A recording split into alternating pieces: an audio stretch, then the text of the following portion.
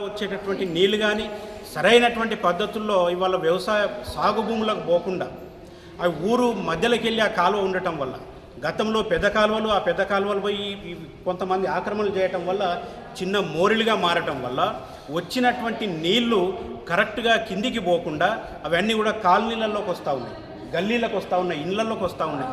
ఇళ్లలోకి వచ్చి ఆ కాలనీలన్నీ కూడా ముంపులకు గురవుతుంది. వ్యవసాయానికి సంబంధించినటువంటి సరైనటువంటి నీళ్లు వ్యవసాయానికి వస్తున్నటువంటి పరిస్థితి లేదు. దీని ద్వారా ప్రజల నివాసాలకు ఇబ్బంది అవుతుంది, రైతులు వ్యవసాయం చేసుకోవడానికి ఇబ్బంది అవుతుంది. అంటే రెండు రకాలుగా మనకు నష్టం అవుతున్నది. ఈ నష్టం భవిష్యత్తులో జరగకుండా ఉండాలంటే దీన్ని మనం ఇప్పుడే దీన్ని అడ్డుకట్ట వేయగలిగితే, దీన్ని ఆపగలిగితే భవిష్యత్తులో మన వ్యవసాయానికి కానీ గ్రామానికి కానీ ఒక మంచి పరిస్థితి ఒక కోటగిరిలో ఉంటుందనేటటువంటిది మాకున్నటువంటి ఆలోచన. ఇప్పటికే చాలామంది కూడా దాన్ని ఆక్రమణ చేసుకోవటం అనేది జరిగింది. అయితే చిన్న చిన్న వ్యాపారులకు మనమే వ్యతిరేకం కాదు, తోడ్పడాలని చెప్పేసి ఒక కార్యక్రమం తీసుకోవడం జరిగింది. మరి ఈ కార్యక్రమం ఉద్దేశం ఏంటంటే గత 10-15 రోజుల నుంచి కెనాల్ బౌండరీని అక్రమంగా కబ్జా చేసి దాని మీద షెడ్లు నిర్మిస్తున్నారని చెప్పేసి గతం నుంచి సిపిఐ పార్టీగా గత 15 రోజుల నుంచి ఉద్యమం చేస్తున్నాం. ఉద్యమం చేసినప్పటికీ ఇటు అధికారులు ప్రభుత్వ యంత్రాంగాన్ని కదిలించడం జరిగింది.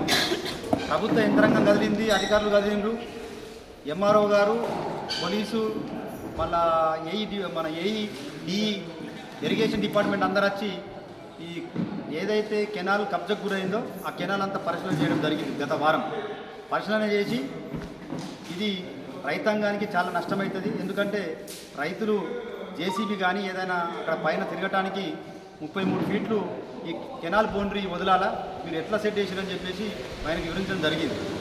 జరిగితే ఆయన కూడా ఏమన్నాడంటే వాస్తవానికి సరే మేము తీసేస్తాము, కాకపోతే టైం ఇవ్వండి అని చెప్పిండు. సరే టైం ఇవ్వాలని చెప్పేసి అధికారులు అందరూ ఆ రోజు అక్కడ మాటకు వెళ్ళిపోయారు. దాని తర్వాత ఆయన అర్ధరాత్రి పనులు చాలు చేసి ఈరోజు మడిగలు స్టార్ట్ చేసిండు. కెనాల్ బౌండరీ 33 ఫీట్లు ఏదైతుందో రైతులకు కింది వాటర్ వస్తాయి. ఒక దబ్బర మనం దాన్ని ఏమైనా అశ్రద్ధ చేస్తే భవిష్యత్ తరాలకు కూడా ఇబ్బంది అవుతుందని చెప్పేసి మేము పార్టీగా మూవ్ అవడం జరిగింది. మాతో పాటు అన్ని పార్టీలు అన్ని ప్రజా సంఘాలు కూడా వస్తే బాగుంటుంది విషయం చెప్దాం.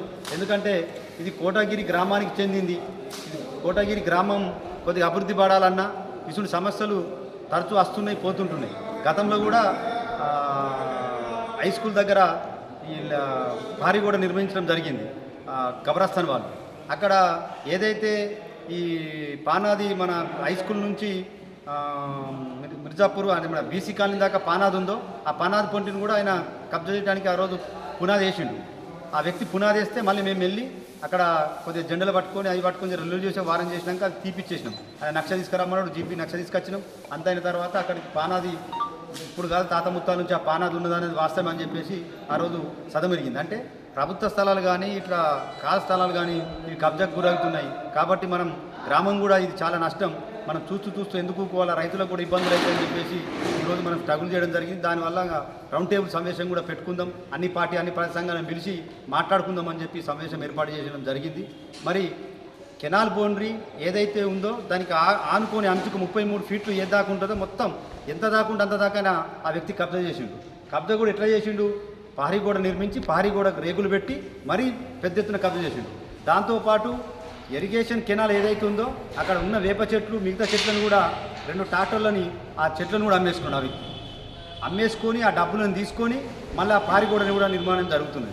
ఇంత జరుగుతుండగా కూడా కళ్ళ మీద మధ్యాహ్నం మీద జరుగుతుంటే ఇటు అధికారుల నిర్లక్ష్యమా మన నిర్లక్ష్యమా అర్థం కాక వ్యవస్థ నడిపిస్తున్నారు.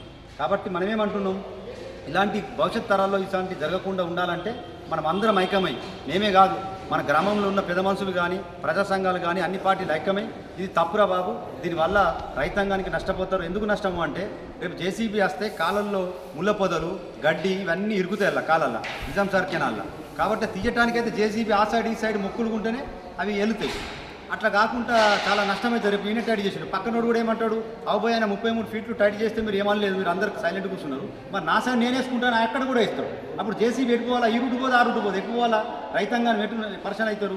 అంటే ఈ వ్యవస్థ ఇట్లా ఉంది. రేపు ఈ మడిగలేసిన ఊరుకుంటాడు కదా, ఈ మడిగలేసి రేపు కిరాయిలకి ఇస్తే అందులో బాత్రూమ్స్ అవన్నీ నిర్మాణం చేస్తే అవన్నీ గలీజంతా అలానే పడుతుంది కదా. రైతాంగాన్ని కూడా నష్టం అవుతుంది కదా. ఎట్లా తీస్తాం? రైతులందరం కలిసి పౌడర్ తీసుకొని మళ్ళీ అవన్నీ తీయాలా. మరి అవన్నీ తీయడానికి ఇబ్బందులకు గురవుతారు కదా. అంత గలీజు పడ్డాక పౌడర్ తీసుకొని రైతు ఎట్లా దిగుతారు?